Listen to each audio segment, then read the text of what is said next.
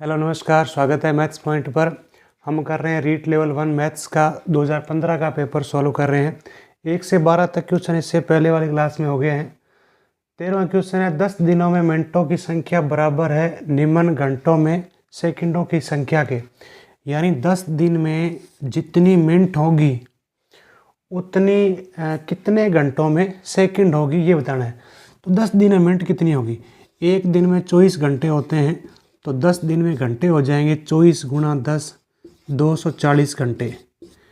Second कितनी होगी, एक घंटे में मिनट कितनी होगी, एक घंटे में 60 मिनट होती है, तो 240 घंटे में मिनट कितनी होगी, 240 को 60 से गुणा कर देंगे तो ये हो जाएगी 14,400 मिनट। अब ये बताना है कि कितने घंटों में सेकंड भी 14,400 होगी। 2 घंटे में कितनी सेकंड होगी, 2 घंटे में मिनट बनाना है तो 60 से गुणा कर दो। 1 मिनट में 60 सेकंड होती है तो फिर 60 से गुणा कर दो। 6 छिके 36, 36 दूना 72, 7200 सेकंड होगी 2 घंटे में। और 3 घंटे में कितनी सेकंड होगी, 3 को 60 से गुणा करेंगे मिनट, फिर 60 से गुणा करेंगे सेकंड, तो ये हो जाएगा 6 छिके 36, 36 दिए 108, 10,800 सेकंड हो जाएगी। 4 घंटे में कितनी सेकंड होगी, 4 गुणा 60 गुणा 60, यानी ये हो जाएगा 14,400 सेकंड। तो यहाँ पर 10 दिनों में मिनट 14,400 और 4 घंटे में सेकंड भी 14,400 के बराबर है। तो तीसरा ऑप्शन 4 घंटे सही हो जाएगा।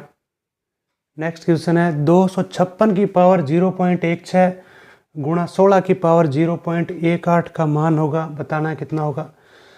तो 256 के हम अभाज्य गुणनखंड कर लेंगे।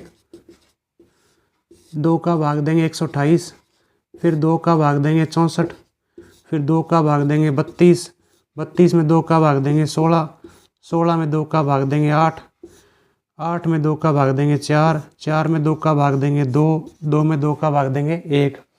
तो हम 256 को 1 2 3 4 5 6 7 8, 256 को 2 की पावर 8 लिख सकते हैं और इसके ऊपर पावर है 0.16।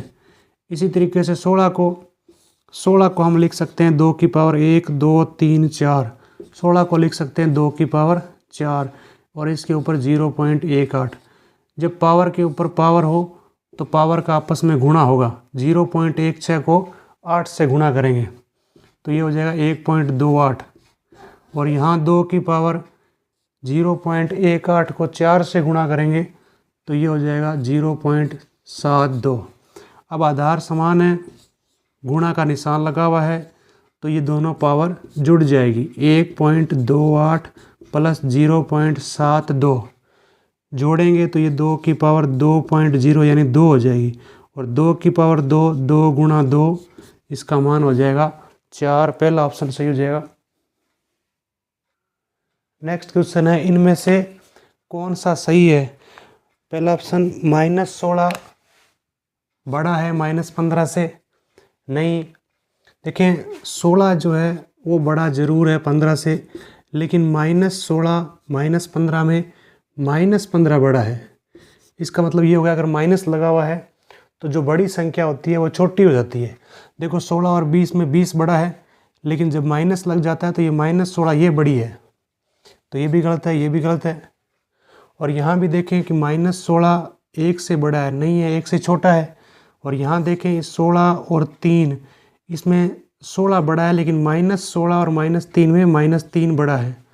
तो इसका मतलब ये हो गया अगर कोई संख्या बड़ी है और निशान आगे माइनस का लगा हुआ है तो उतनी छोटी हो जाएगी।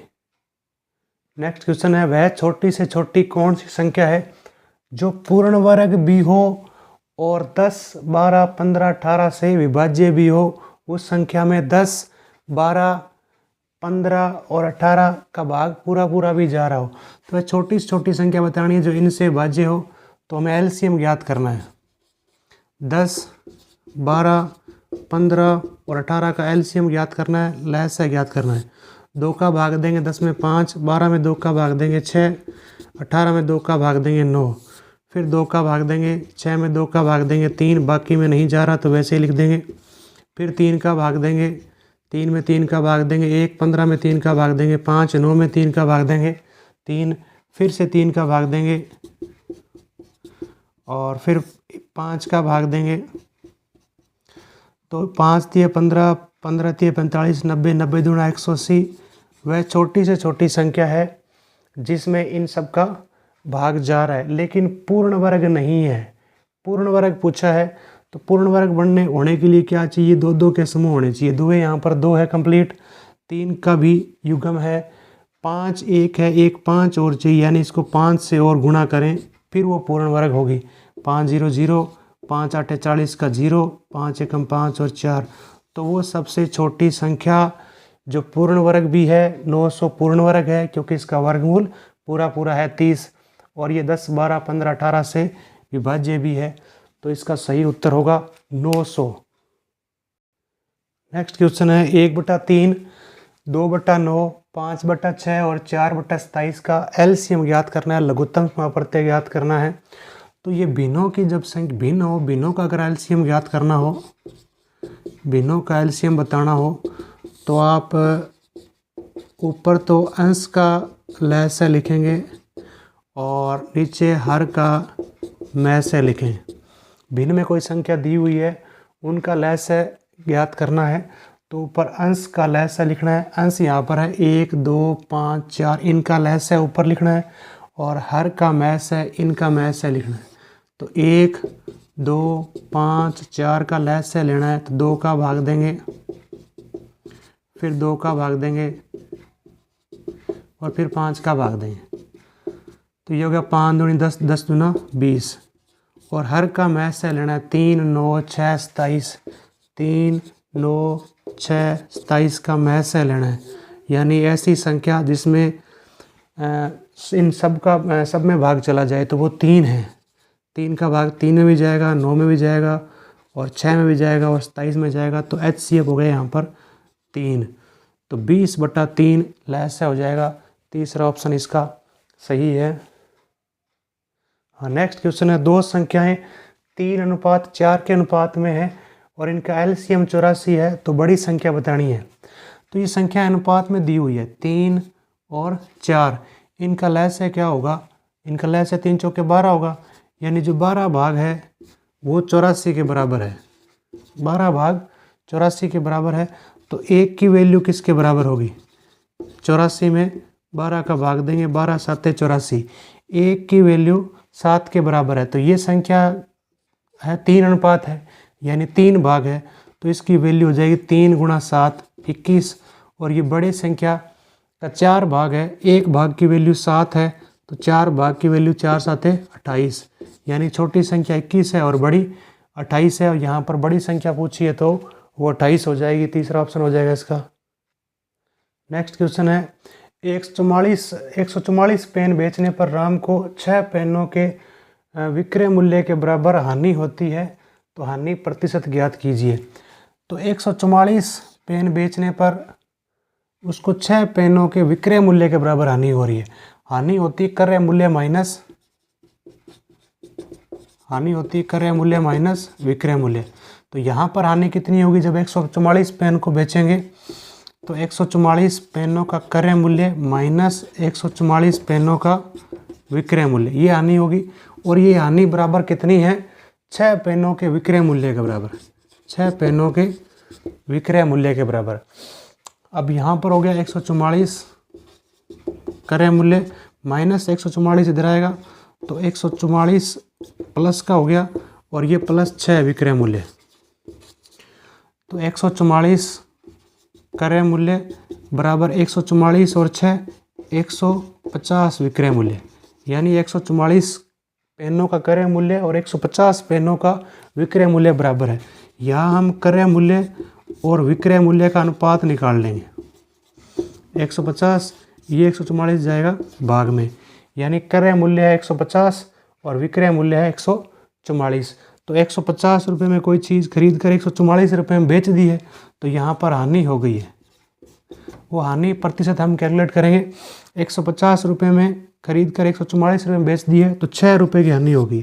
तो 6 लिख लेंगे, बटा में क्रय मूल्य हो गया 150 गुणा में 100। इसको कैलकुलेट करेंगे तो हानि परसेंट आ जाएगी 6 एकम 6। 150 में 6 का भाग देंगे 25 और 100 में 25 का भाग देंगे 25 चौके 100। 4% की हानि हो गई है। हालांकि इंग्लिश लैंग्वेज में इस पर्सन में भिन्नता थी, इस कारण इस पर्सन में बोनस दे दिया गया। लास्ट क्वेश्चन है, आयताकार खेत का विकर्ण 17 मीटर है और परिमाप 46 है। यह आयताकार खेत है और ये इसका विकर्ण है 17। परिमाप होता है 2 गुणा लंबाई प्लस चौड़ाई बराबर है यहाँ पर 46। तो लंबाई और चौड़ाई का जो जोड़ है वो परिमाप का आधा हो जाएगा 23। यानी लंबाई और चौड़ाई का जोड़ है 23। अब हमें क्षेत्रफल ज्ञात करना है। तो देखिए सही तरीका तो ये है कि आप इसमें एक साइड मान लें x है और दोनों का जो जोड़ है वो 23 है, तो ये हो जाएगा 23 माइनस एक्स। अब ये समकोण त्रिभुज होता है, इसमें पाइथागोरस प्रमेय लगा करके हम x का मान निकालें। 17 का स्क्वायर बराबर 23 माइनस एक्स का whole square plus X square करके। नहीं तो दूसरा तरीका ये है कि लंबाई और चौड़ाई का जोड़ 23 है और उसका विकर्ण 17 बन जाना चाहिए।